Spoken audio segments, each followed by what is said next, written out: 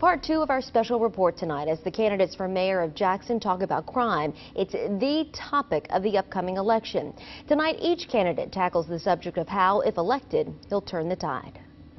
Mayor Jerry Gist takes exception to crime being a focal point in the race for his job. You know, the crime issue itself, to be used politically, is, as I see it, is an indictment on every law enforcement officer in this county. I don't think that's true at all. It's important that every citizen of Jackson feels safe, and I don't think you can go to every corner of the city and when you ask people, do you feel safe, I don't think you're always going to get the same answer. James Baxter says it's Gist who's made crime the issue, with last month's appointment of a new police chief and the formation of the Blue Impact Team just 6 months ago. It placed it at the center of the mayoral race. Baxter believes the best way to combat crime, establish community precincts and improve the perception of the department. I think when we look at how the African American community or low-income communities are policed in comparison to other communities, I see disparity there.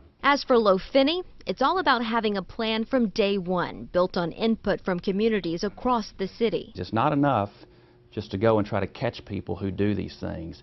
What we have to do is focus on preventing and making sure that, again, there's a plan in place. Gist says his opponents just aren't qualified, especially when it comes to crime fighting. It's difficult for me to envision how someone new coming in that has no knowledge of law enforcement.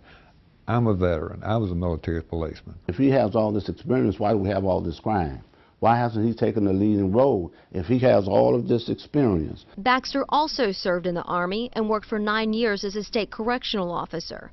Finney believes he has the skills necessary. Well, I think the mayor really just sets the tone and sets the leadership. There is one thing that all three candidates can agree on. After controversy over lingering hometown ties to Brownsville by Chief Gil Kendrick and the appointment of interim Chief Julian Weiser, who's a lifelong Gibson Countyan and current Medina City Alderman, the next permanent police chief will call Jackson home. That is absolutely the truth, yes. I think the residents of Jackson feel like that's important. I believe it is very imperative that the next police chief live in the city of Jackson. As you can imagine, each candidate gave me much more in-depth answers to these questions and others related specifically to crime. If you're curious about what they had to say, look for the story on our website, WBBJTV.com, and mark your calendars for May 5th, Election Day, in this mayoral race.